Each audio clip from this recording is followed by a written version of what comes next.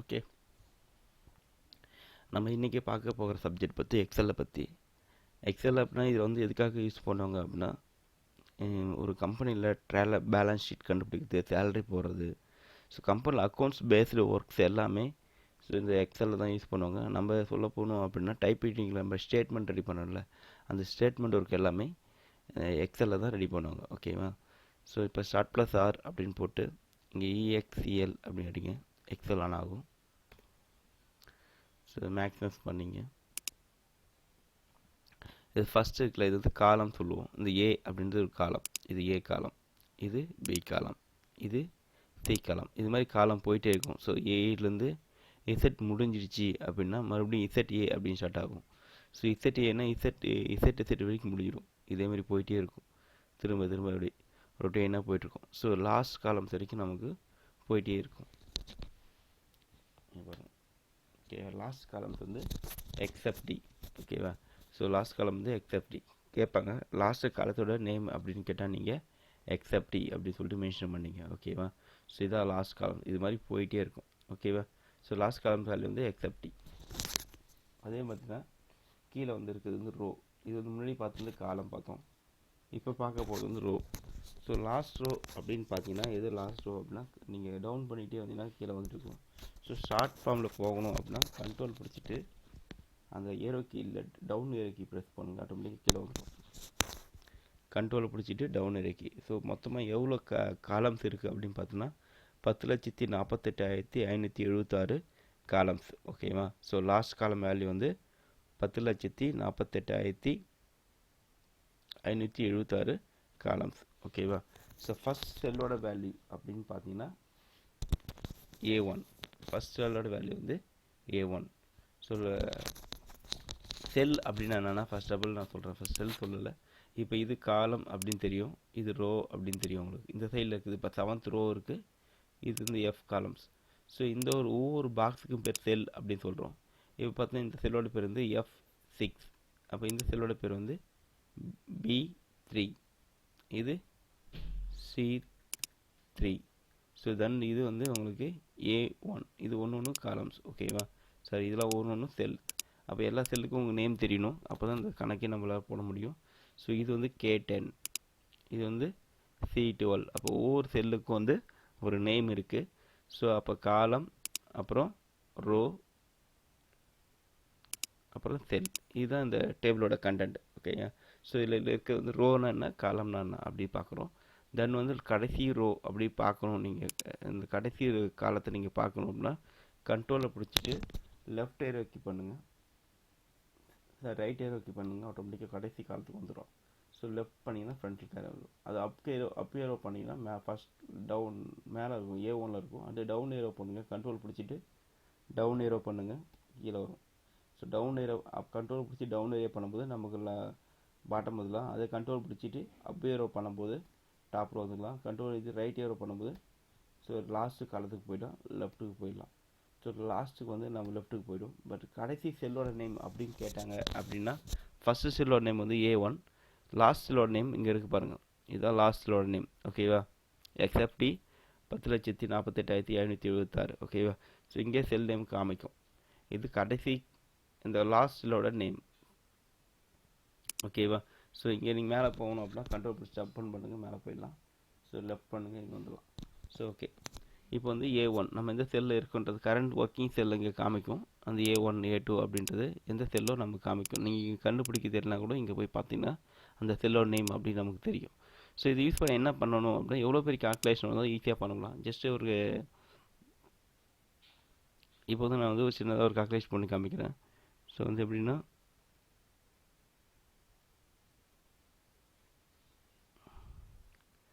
So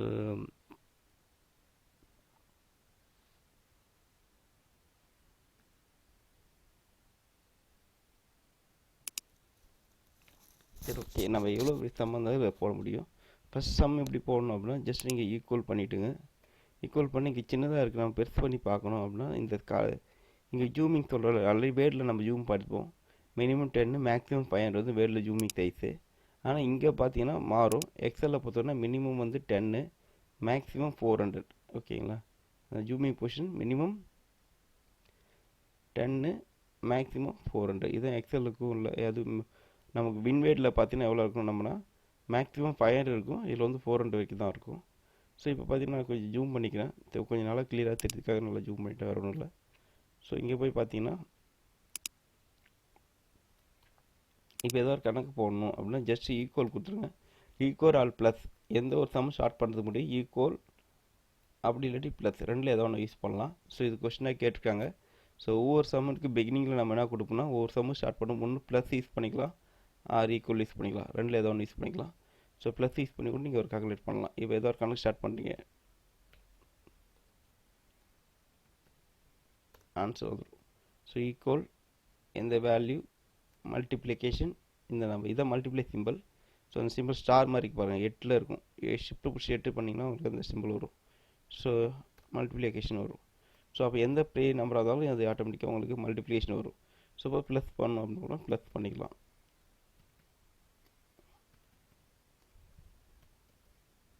enter பண்ணுங்கள், answer வரும். So இது மாதிரி நீங்கள் ப்ளஸ் பண்ணுறது, மைனஸ் பண்ணுறது, மல்டிப்ளை பண்ணுறது எது வேணால் எவ்வளோ பெரிய கணக்கு வேணால் இதில் போட முடியும். ஜஸ்ட்டு ஒரு சின்ன மாடலில் என்ட்ரு பண்ணேன். இப்போ நம்ம என்ன பண்ணுறோம், எக்ஸாம்பிள் பார்த்தோன்னா இங்கே ஒரு வேல்யூ இருக்குது, A10ல் சம்திங் ஒரு வேல்யூ இருக்குது. ஸோ இங்கே ஒரு வேல்யூஸ் இருக்குது, இங்கே ஒரு வேல்யூ இருக்குது,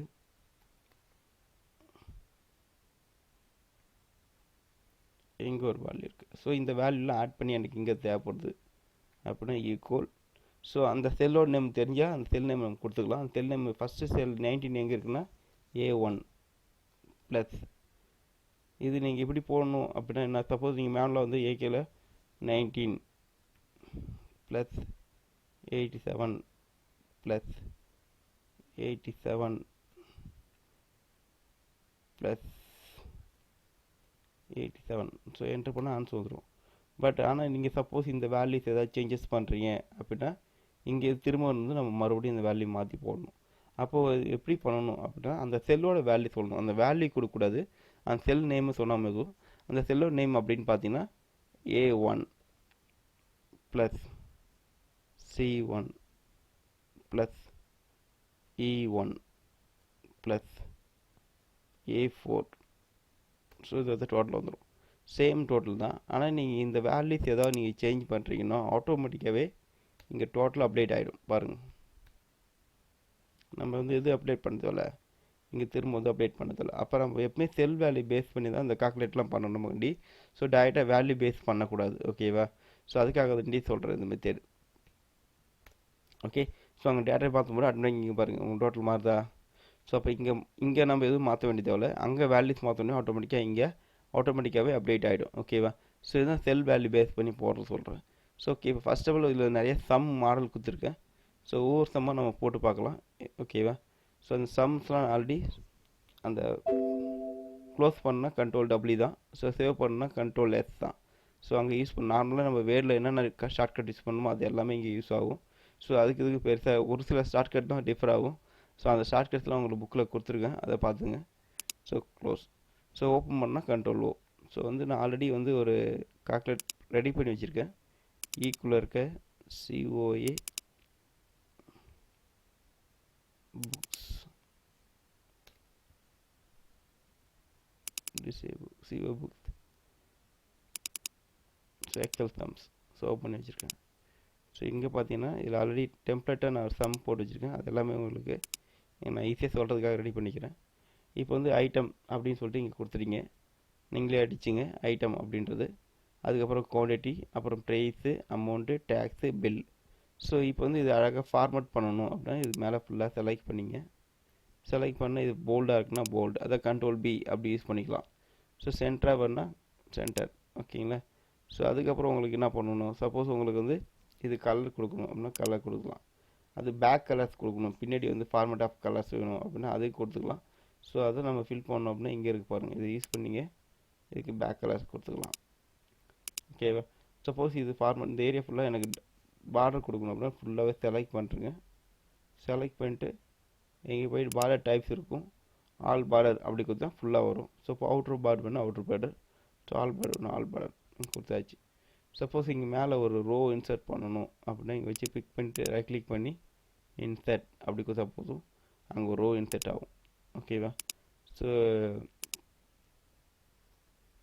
இங்கே வந்து லிஸ்ட் ஆஃப் ஐட்டம்ஸ்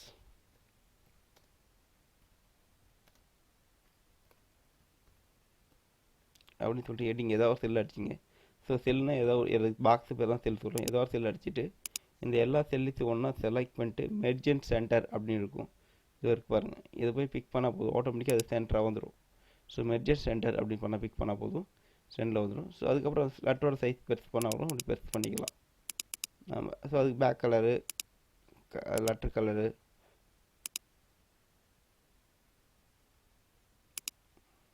நம்ம எது ஒன்றா செலக்ட் பண்ணி கொடுத்துக்கலாம். ஸோ ரெண்டும் சேமாக கொடுத்தா தெரியாது, டிஃப்ரெண்ட்டாக கொடுங்க. So letter colours. ஸோ அதுக்கப்புறம் பார்த்தா அதில் ஃபாண்ட்டோட ஸ்டைல் வேணால் மாற்றிக்கலாம். நமக்கு வேறு ஸ்டைலில் வேணும் அப்படின்னா ஃபாண்ட் ஸ்டைல். ஸோ இது போல்டு, அதாவது கண்ட்ரோல் பி. இது இட்டாலிக் கண்ட்ரோல் ஐ. ஸோ இது அன்லைன் வந்து கண்ட்ரோல் யூ. ஸோ இதெல்லாமே மாறாது. ஸோ அதே அங்கே யூஸ் பண்ண மாதிரி இங்கே எல்லாமே இருக்கும். இது font size, left right centre. ஒரு செல்லோட ஹைட்டை நம்ம இன்க்ரீஸ் பண்ணோம் அப்படின்னா இப்படி மேனுவலாக இன்க்ரீஸ் பண்ணலாம்.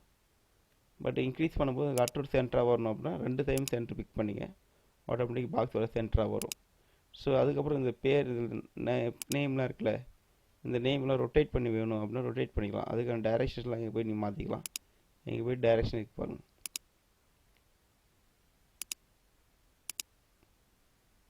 எப்படி வேணால் உங்களால் டைரெக்ஷன் சேஞ்ச் பண்ணிக்க முடியும். சப்போஸ் நீங்கள் 45 டிகிரியில் வேணும் அப்படின்னா இங்கே போய்ட்டு நீங்கள் 45 டிகிரி அப்படி கொடுத்தா போதும், அந்த டேட்டா வந்து ஒரு 45 டிகிரியில் வந்து உங்களுக்கு இருக்கும்.